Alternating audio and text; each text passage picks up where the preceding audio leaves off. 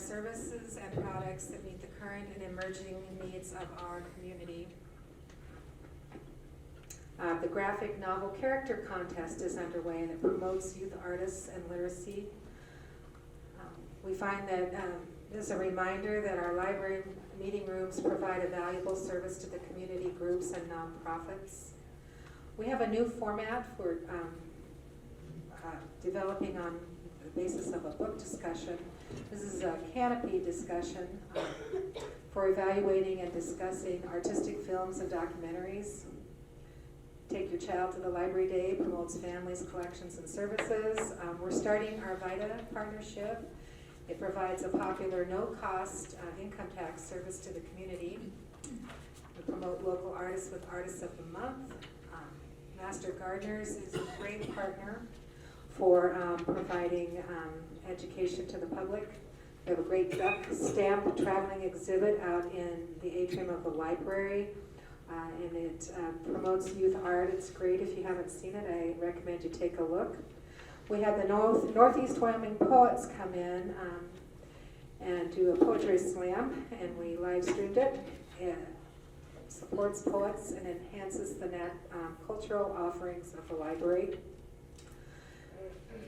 To follow up on a question from the last meeting, Miranda, regarding our calendar newsletter distribution.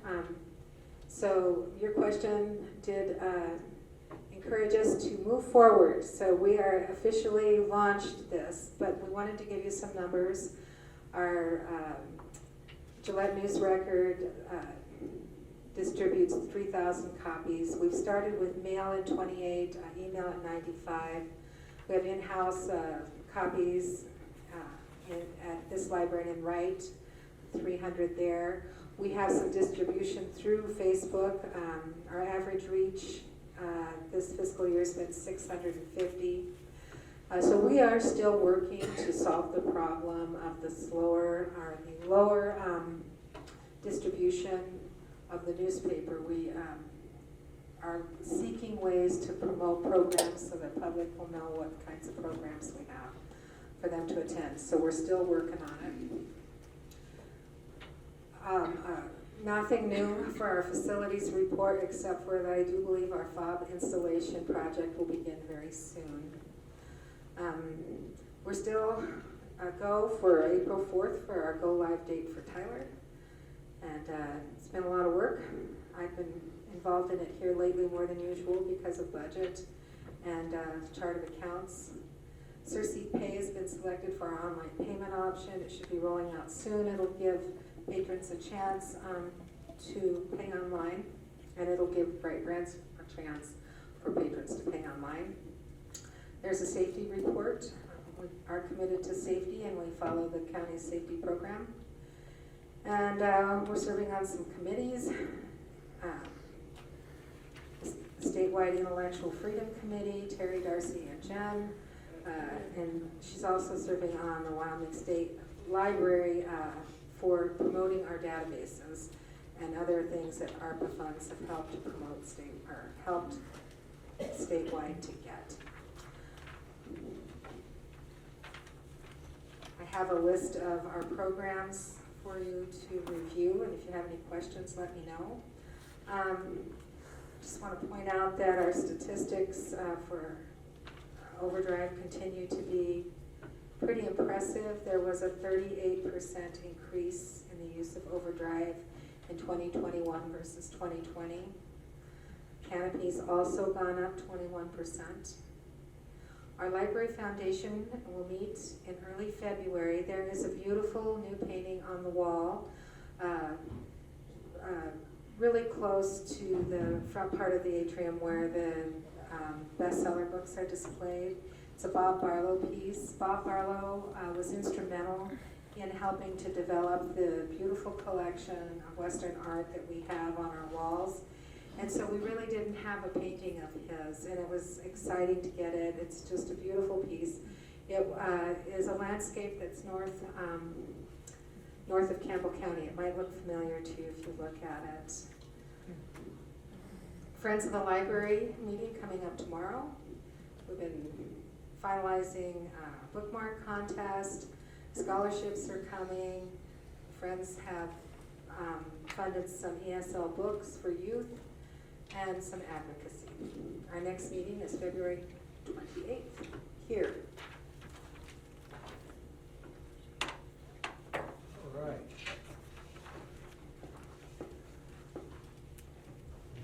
And that brings us to public presentations, public comment. I have a list.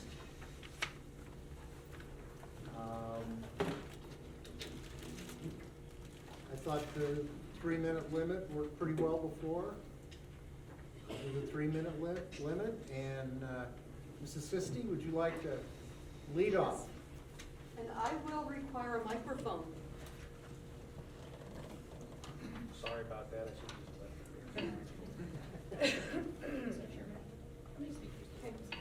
We have 1, 2, 3, 4, 5, 6, 7, 8, 9, 10, 11 speakers.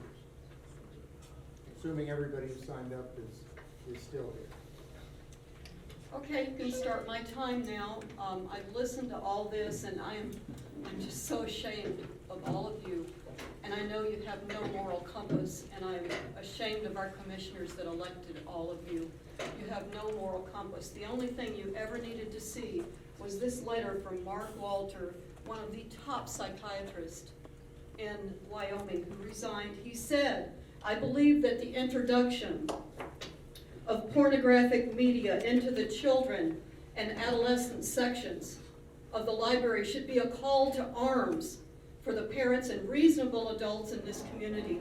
Protecting our children is our duty. It is apparent that we cannot rely upon federal and state government to provide that protection. The duty, as it should be, falls primarily on the community. This is a good community. We're moral people, and we protect our children. And the problem is the collection development policy that comes from the American Library Association.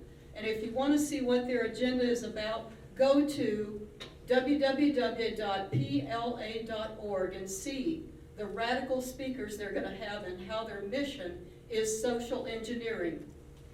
And in our library, because of the collection development policy that comes from this radical, now far left, perverted organization, the ALA, and your policy, there's sodomy foreplay for 4-year-olds in our library in this book. Sex is a funny word.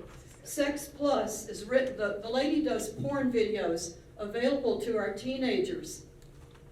Listen to this, guys. Tell me how this is good. Examples of BDSM and Sex Plus. Tying someone up, holding them down, hair pulling, blindfolding, flogging, whipping, role-playing, biting, scratching, and electrical stimulation, all available to 13-year-olds in our library. Leather, corsets, on and on. BDSM refers to a set of sexual practices or power play, domination, and submission for gratification.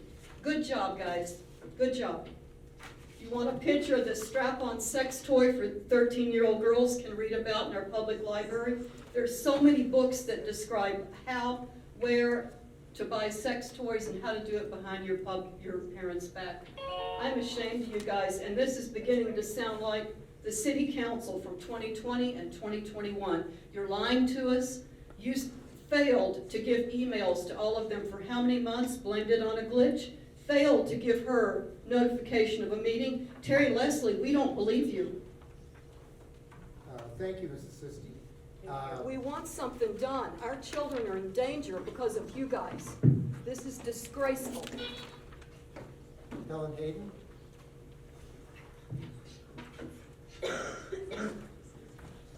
I would just like to read some of the examples of things that we've been trying to get you to change or move. A quick and easy guide to queer and trans identities in the young adult. It's about pure erotic porn and promotion of medical unsafe practices. Dating and sex. It's a guide for teenage boys and the young adult.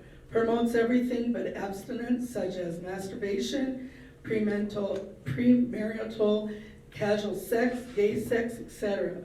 Pure sexual indoctrination to sexualize teen boys. Queer, genderqueer young adult, yes, you did move it to the adults. Some schools are moving it for the sexual content. It's drawings of all sex acts, including LGBT, endorses porn, pedophilia, and sex toys with drawings. A quick and easy guide to sex and disability, young adults, which yes, you did move to the adults. Graphic drawings of sex toys and sex of all kinds in cartoon form. Promotes gender bending ideology. Sex plus, learning, loving, and enjoying your body in the young adults. Writer works for Planned Parenthood. She promotes all kinds of sex to teens. She advocates for watching porn for teens, pure evil. Openly advocates for trying BDSM, which Susan Sisti just told you what it was, which includes shocking, biting, restraint, sex with strangers. Lawn Boy removed. Some of the schools have removed it because of sexual conduct. It promotes pedophilia, oral sex, and perversion for minors. Sex is a funny word. This is a highly erotic book promoting sodomy, foreplay, and obsessive focus on the sensitive anus, which can feel good when handled gently. I'm sorry, but you know what? This can result in porn addiction and human trafficking. And many of these inappropriate books are being bought with penny power. And I'm just really appalled that you guys think that this is sex education when there's even schools removing some of these books. Not to mention How to Make a Baby. I'm sorry, adults should be buying that for their kids if they really want it. It should not be in the library. Period. Thank you, Mrs. Aiken. Reverend Sisti. Excuse me. Terry, can you just point that green light differently? It really bothers my implants. How's that? That help? Thank you, that's great. My bald spot, sorry about that. We all have that problem. Yeah, it's a terrible problem. Just like to speak for just a few minutes about the disruptions in public meetings. This is 16-40406. I want you to understand, we come to a library meetings, we don't come with torches and pitchforks. We come with little slices of paper that might give you a paper cut, but that's about it. A public meeting, any public meeting, I'm just reading from the statute, that is willfully disrupted by a person or a group of persons as to render the orderly conduct of the meeting unfeasible, and that order can be restored by the removal of the person or persons who are willfully interrupting the meeting. But the government body of an agency may order the removal of the person or group from the meeting and continue in session, and may recess the meeting and reconvene at another location. Notice what it says. It says recess, not adjourn. The last meeting was adjourned. And for willful disruptions, and I don't believe any disruption we've made is willful. I don't believe that. And continue in session or move meeting and reconvene in another location. And that's not what happened at the last meeting. The meeting was adjourned in haste, and only a yes vote was received with no opportunity for a no vote. You need to be more careful. Ask City Council. My conclusion, you keep order by following the Wyoming public meeting laws instead of making more draconian rules for either public comment or challenging the books. Thank you.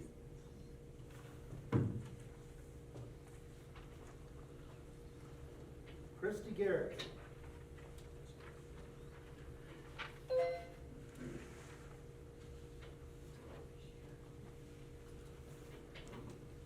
Well, first of all, thank you very much for your service to the community. I know it's been pretty difficult.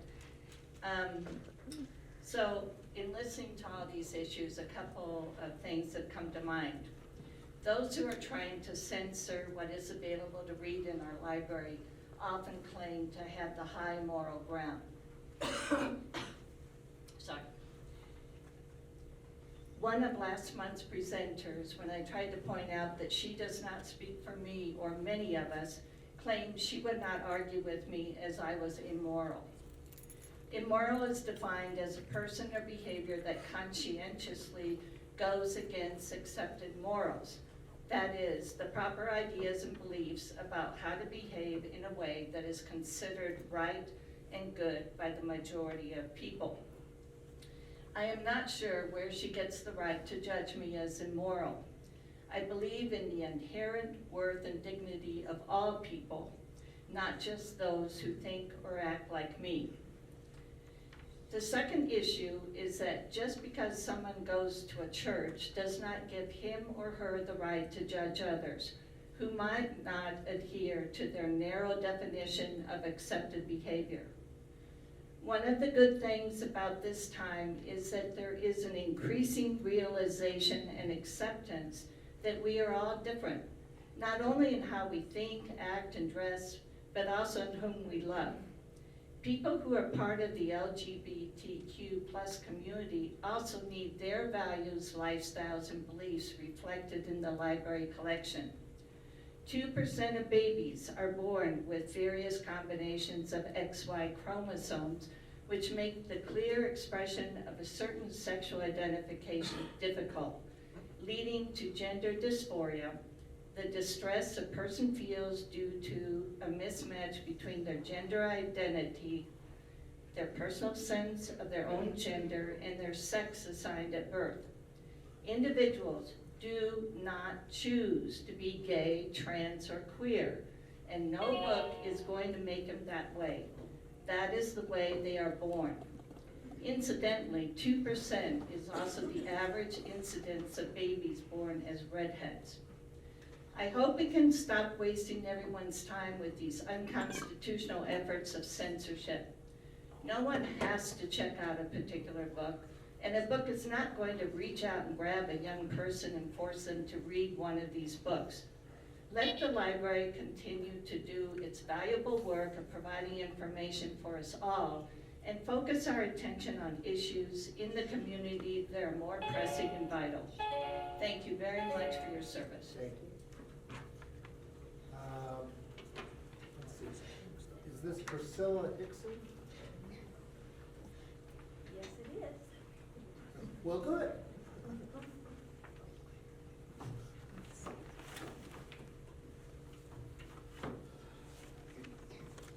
My name is Priscilla Hickson, and thank you for this opportunity, since I didn't get it last time.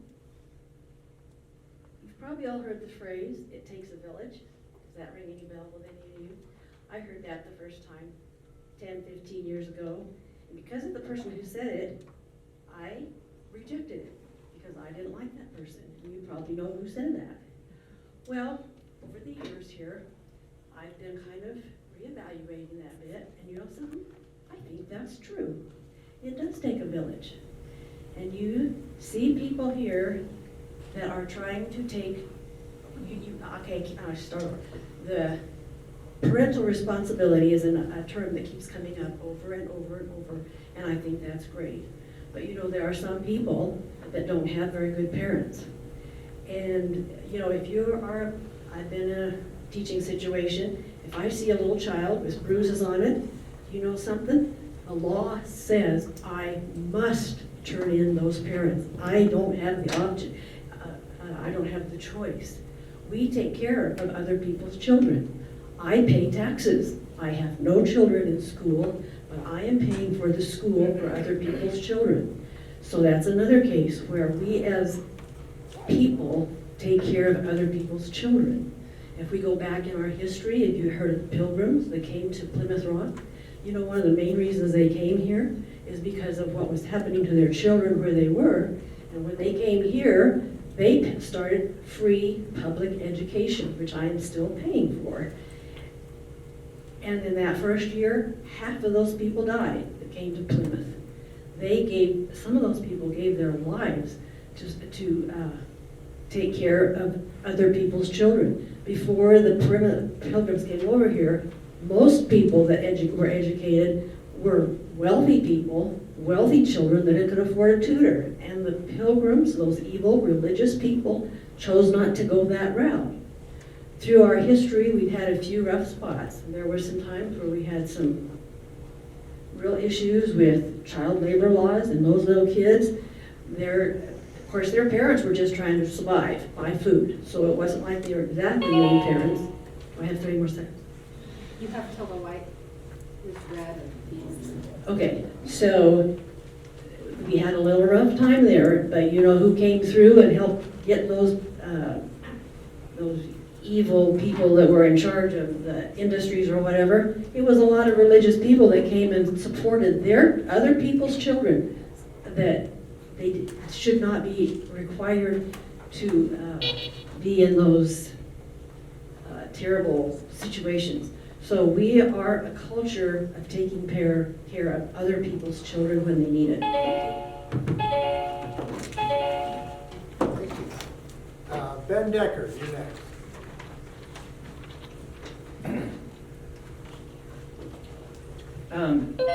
This is from the American Libraries magazine.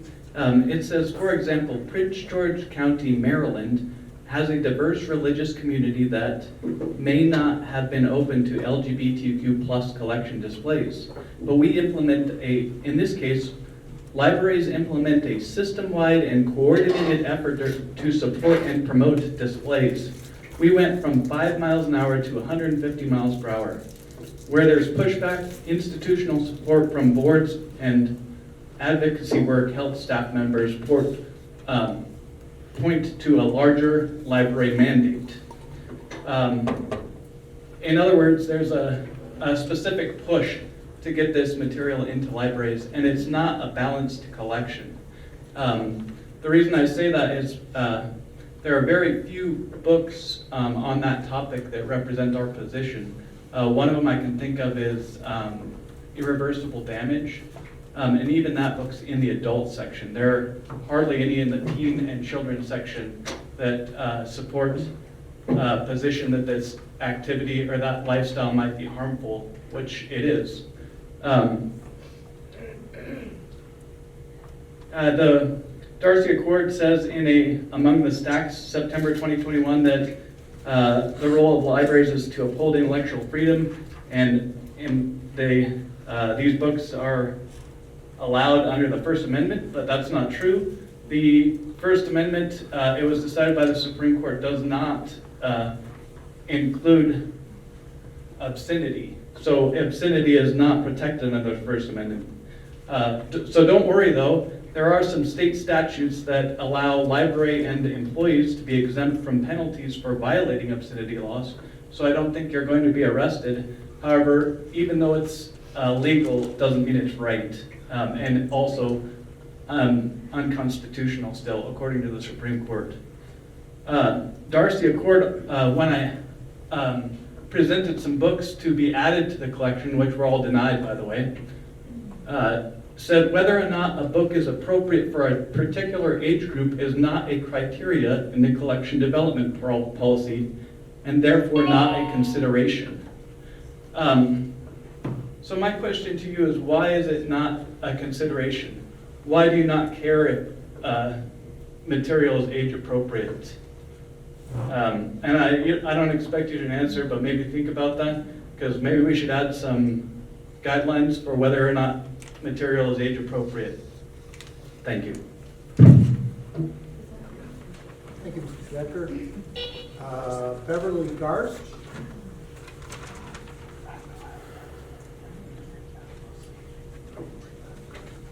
I'm coming forward, and I'm gonna be a little different here, but I have a testimony. I feel like I just want to present my testimony. When the meeting got shut down with Kevin last time, it was early and I had time, so I asked a friend, I said, let's go to the basement. I want to really look at it. I want to see it for myself. And so we started walking in there, and we looked at the first part, and there wasn't really too much that I could see was good, but I didn't dig in real deep and, you know, look at every book or anything. So we went into the next room.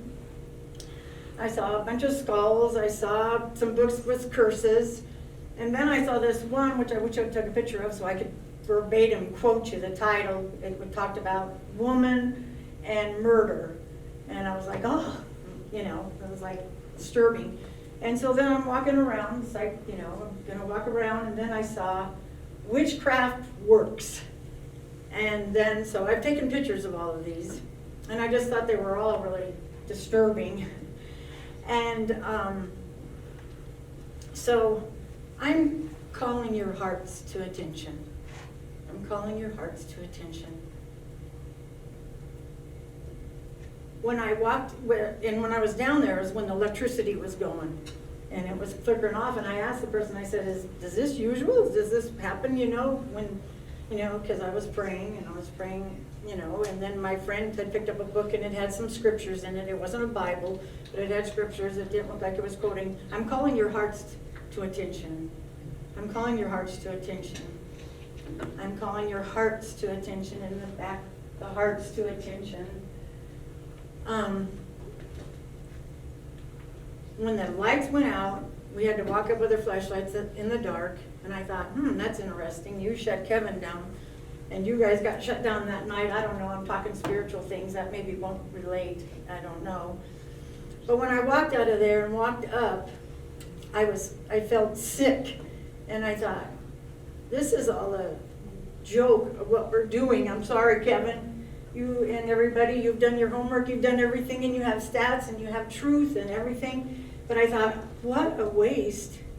When I got up out of there in the dark, we don't have a child problem. We have an adult. We have adult problem. I feel for you guys.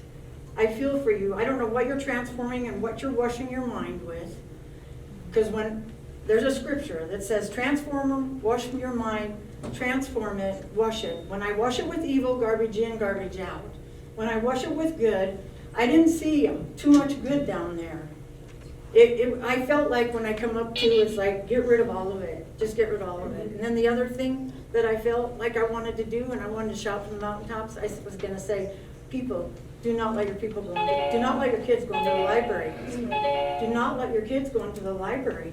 I call your hearts to attention.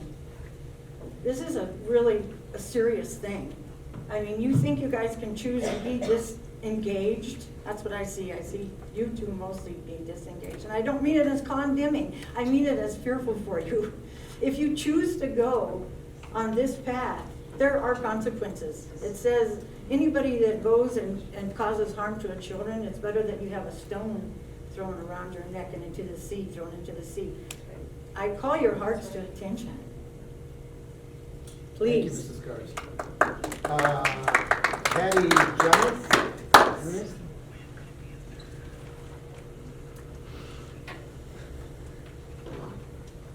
Hello, Patricia Junick, or Patty. Thank you. That was good.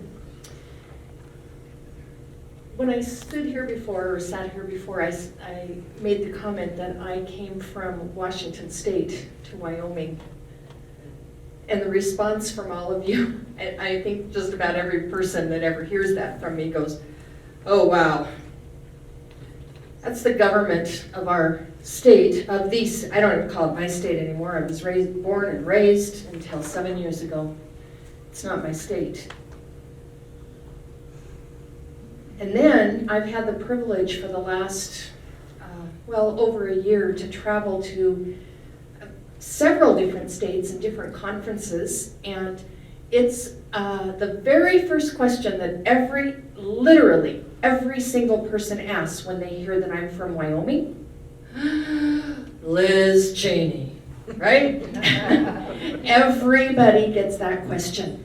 And what are you doing about it? And what's going on? Well, guess what? I have been traveling around the state, and just this weekend I was at a conference that had well over 100 people from every county in this state. And guess what the first question is when they hear that I'm from Gillette or Campbell County? What's going on with that library? Have you resolved it yet?